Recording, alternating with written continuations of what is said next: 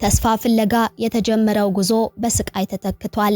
የተሻለ ህይወት ፍለጋ ባህርና በረሃን አቋርጠው ደቡብ አፍሪካ የከተሙ ወገኖች የቁም ሲኦልን እያዩ መሆኑም ተሰምቷል። ለሀገሩ እንግዳ ለሰው ባዳ በሆኑበት ሰው ሀገር የሚገጥማቸው እንግልት፣ የግፍ ግድያና ዘረፋ አልበቃ ያለ ይመስል ለወራትና ለዓመታት ደጅ ጠንተው በላይታች ድካም ያፈሩት ንብረት በአንድ ጀንበር አመድ እየሆነም ይገኛል። በደቡብ አፍሪካ የሚኖሩ ኢትዮጵያውያን ህይወት ከደስታው ሀዘኑ እያየለ ከስኬቱ ውድቀቱ እየበዛ በእስርና ግድያ ታጅቦ ቢዘልቅም ዛሬ ግን ሂድ አትበለው እንዲሄድ አድርገው በሚል ብሂል ለዓመታት በደምና ላባቸው ያፈሩት ንብረት ወደ አመድነት እየተቀየረ ዋይታቸው ሰሚ አጥቷል። የባዕድ ጥላቻ ያስነሳው ማዕበል ኢትዮጵያውያንን ሳያጠፋ የሚረግብ አይመስልምና ግፍና ስቃዩ አይሏል። በሰው ሀገር የሚደርስ መገፋት አጥንት ድረስ የሚዘልቅ ህመም መፍጠሩ የማይቀር ሲሆን ሀገር የላችሁም የሚል የከፋ ጥላቻና የሀገራችንን ልቀቁልን ስቃይ ስነ ልቦናን የሚያደቅ ሆኖባቸው ድምጻቸውን እያሰሙ ባሉበት እየደረሰባቸው ያለው ጥቃት መልኩን ቀይሮ እንደመጣባቸውም ተሰምቷል። ለመሆኑ በብዙ ስቃይ ውስጥ እያለፉ ህይወትን ለመቀጠል እየጣሩ ባሉ ኢትዮጵያውያን ላይ የደረሰው ያልተጠበቀ ክስተት ምንድነው? ኢትዮጵያውያኑ ያሉበት አሳዛኝ ሁኔታስ ምን ይመስላል የሚለውን እንነግራችኋለን። በሌላ መረጃችን በተለያዩ ጊዜያት በተላላፊ በሽታዎች የተፈተነችው ዓለማችን ዛሬም ለህዝቦች ጤና ጠንቅ የሆነ አስፈሪ በሽታ እንደተጋረጠባት ተነግሯል። አሳሳቢ የሆነ የዓለም አቀፍ የህዝብ ጤና አደጋ ሲል የዓለም ጤና ድርጅት የገለጸው ይህ በሽታ በርካቶችን እያጠቃ መሆኑም ተሰምቷል። ከተገኘበት ቦታ በፍጥነት እየተዛመተ ያለው ይህ ቫይረስ የሰው ህይወትን መቅጠፍ መጀመሩ ከፍተኛ ድንጋጤ ሲፈጥር ወደ ጎረቤት ሀገር እየተላለፈ መሆኑ ለዓለም ህዝብ ስጋትን ጭሯል። እስካሁን ምንም አይነት መድኃኒትም ሆነ ክትባት የሌለው አዲሱ ቫይረስ ዓለማችን ካስተናገደቻቸው በሽታዎች ሁሉ አደገኛው እንደሆነም እየተነገረ ነው። አሳሳቢውና የዓለም አቀፍ ህዝብ ጤና አደጋ ላይ የሚጥል እንደሆነ በተነገረለት በሽታ የተያዙ ሰዎች ቁጥር በትክክል አለመታወቁና የስርጭት ሁኔታው አሳሳቢ ደረጃ ላይ መሆኑ ስጋቱን እንዲንር ማድረጉንም የዓለም ጤና ድርጅት ዳይሬክተር ዶክተር ቴድሮስ አዳኖም ገልጸዋል። ለዓለማችን ስጋት የሆነው አዲሱ በሽታ ምንድነው? የዓለም ጤና ድርጅት ያወጣው አስደንጋጭ መረጃስ ምን ይላል? የተላለፈው የጥንቃቄ መልእክትስ ምን የሚል ነው የሚለውን በዝርዝር እናደርሳችኋለን። ሰላም ጤና ይስጥልን ውድ የአማርያ ቲዩብ ቤተሰቦች እንደምን ቆይታችኋል? በዛሬው መሰናዶ ኢትዮጵያውያንን በደቡብ አፍሪካ እየደረሰባቸው ስላለ እንግልት የተሰማውን አዲስ መረጃ እንዲሁም ለዓለም ህዝብ ጤና ስጋት ስለሆነው አዲስ በሽታ እንነግራችኋለን። ቻናሉን ሰብስክራይብ፣ ቪዲዮን ላይክ እና ሼር በማድረግ እስከ መሰናዶ ፍጻሜ አብራችሁን ቆዩ።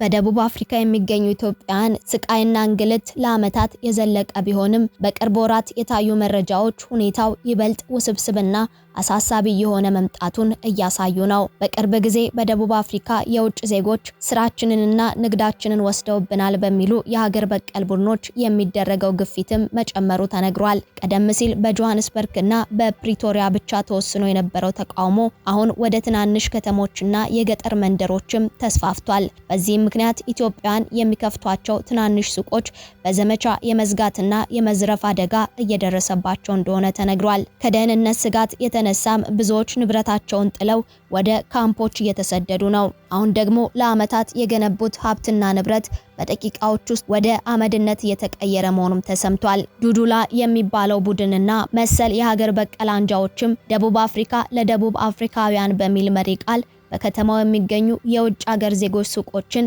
ኢላማ አድርገው እያፈረሱ እንደሆነም ታውቋል። መጀመሪያ ማስጠንቀቂያ ይጽፋሉ፣ ከዛም በድንገት በመምጣት ሱቆችን በኃይል ይሰብራሉ ወይም ንብረቱን ይዘርፋሉ። ህገወጥ ዜጎች ንግዳችንን ተቆጣጠሩት፣ ጊዜው ያለፈበት ምግብ ይሸጣሉ፣ ስራ ሳጡን የሚሉ ምክንያቶችንም እንደሚያቀርቡ ታውቋል።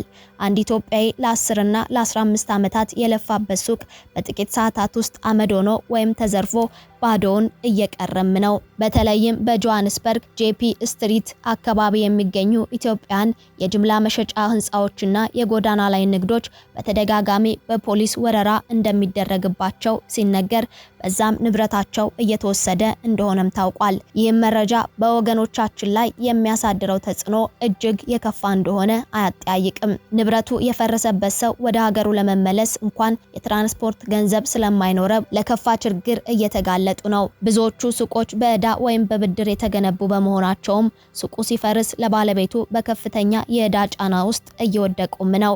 ይህ ሁኔታም ኢትዮጵያንን አስከፊ ጊዜ እንዲያሳልፉ እያደረጋቸው ይገኛል። በመሆኑም የሚመለከተው አካል ለዜጎቹ ሊደርስላቸው ይገባል እያልን ዋናው ግን ከግዞትና ከጭንቅ የሚያወጣው ፈጣሪ ነውና በሰው ሀገር ክፉ ቀናትን እያሳለፉ ላሉ ኢትዮጵያን ወገኖቻችን እንጸልይላቸው በማለት ወደ ሌላኛው መረጃችን እናመራለን። የዓለም ጤና ድርጅት በዲሞክራቲክ ሪፐብሊክ ኮንጎ ምስራቃዊ ኢቱሪ ግዛት የተከሰተውን የኢቦላ ወረርሽኝ አሳሳቢ የዓለም አቀፍ የህብረተሰብ ጤና አደጋ ሲል አውጇል። የተባበሩት መንግስታት የጤና ተቋሙ እንዳስታወቀው እስካሁን 246 ገደማ ሰዎች በበሽታው እንደተያዙ የተጠረጠሩትና የ80 ሰዎች ህይወታቸው ያለፈበት ይህ ክስተትም የዓለም አቀፍ ወረርሽኝ ምድብ ውስጥ ለመግባት መስፈርቱን አላሟላም። የዓለም ጤና ድርጅት ዋና ዳይሬክተር ዶክተር ቴድሮስ አድሃኖም በአሁን ሰዓት በበሽታው የተያዙ ሰዎች ትክክለኛ ቁጥርና በበሽታው የተስፋፋበት ጂኦግራፊያዊ ስርጭት ላይ ከፍተኛ መጠን እርግጠኝነት እንደሚጎልም አስጠንቅቀዋል። እንደ ተቋሙ ገለጻ አሁን የተከሰተው የኢቦላ ዝርያ በቦንዲቡጊዮ ቫይረስ አማካኝነት የመጣ ሲሆን እስካሁን ለዚህ ዝርያ የጸደቀ መድኃኒትም ሆነ ክትባት እንደሌለ አስታውቀዋል። አሁን ላይ ከቫይረሱ ጋር የተያያዙ 8 ኬዞች በላብራቶሪ ተረጋግጠዋል። የኢቱሪ ግዛት ዋና ከተማ የሆነችው ቡኒያ እንዲሁም ሞንጓሉና ራምፓራ የተባሉ የወርቅ ማውጫ ከተሞችን ጨምሮ በ3 አካባቢዎች ውስጥ በበሽታ የተጠረጠሩና የሞቱ ሰዎች እንዳሉም ተገልጿል። በሽታው ከዲሞክራቲክ ኮንጎ እንዳለፈና በአጎራባቿ ዩጋንዳ ውስጥ 2 የተረጋገጡ ኬዞች መመዝገባቸውን ዓለም አቀፉ የጤና ተቋም አስታውቋል። እንደ ዩጋንዳ ባለስልጣናት ገለጻ ሐሙስ ዕለት ህይወቱ ያለፈ የ59 ዓመት ግለሰቡ በበሽታው እንደተያዘና የሞቱ ምክንያትም ይህ በሽታ እንደሆነ ተረጋግጧል። ከኮንጎ ጋር የሚዋሰኑ ሀገራት በአካባቢው የሚደረግ የህዝብ እንቅስቃሴ፣ ንግድና ጉዞ ምክንያት ወረርሽኙ ይበልጥ ሊስፋፋ የሚችልበት አደጋ ስጋት ያለባቸው አካባቢዎች ተብለው ተለይተውም ተገልጸዋል። አሁን ላይ ከቫይረሱ ጋር የተያዙ 8 ኬሶች በላብራቶሪ ሲረጋገጡ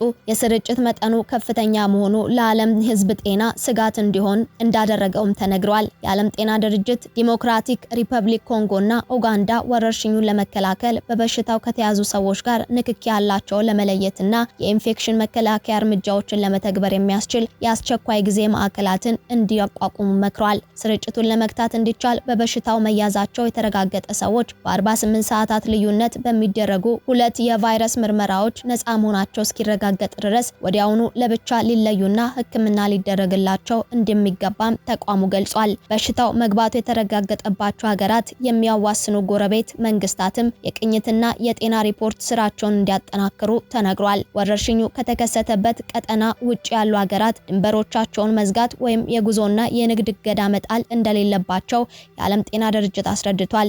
እንዲህ አይነቱ እርምጃዎች ብዙውን ጊዜ ከፍርሃት በመነሳት የሚተገበር እንጂ ሳይንሳዊ መሰረት እንደሌላቸው አክሏል። ኢቦላ በአውሮፓውያኑ በ1976 ለመጀመሪያ ጊዜ የተገኘው አሁን ዲሞክራቲክ ሪፐብሊክ ኮንጎ ተብላ በምትታወቀው ሀገር ግዛት ውስጥ ሲሆን የተሰራጨውም ከሌሊት ወፎች እንደሆነ ይገመታል። በዓለም ላይ ከተከሰቱ ወረርሽኞች ውስጥ በገዳይነቱ 17ኛ ደረጃ ላይም ተቀምጧል። ከሰው ወደ ሰው የሚተላለፈው ከሰውነት ከሚወጣ ፈሳሽ እንዲሁም የተሰነጠቀ ቆዳ ጋር በሚኖር ቀጥታ ንክኪ ነው። በሽታው ከፍተኛ የደም መፍሰስና የሰውነት አካላትንም ከጥቅም ውጪ መሆንንም ያስከትላል። ላለፉት 50 ዓመታት ውስጥ በተለያዩ የአፍሪካ ሀገራት ከ15000 በላይ የሆኑ ሰዎች በቫይረሱ ህይወታቸው አልፏል። ውድ የአማርያ ቲዩብ ቤተሰቦች ለዛሬ ወደ እናንተ ያደረስነውን መሰናዶ አበቃን። ዳግም በሌሎች ወቅታዊ መረጃዎች እስክንገናኝ በያላችሁበት ሰላም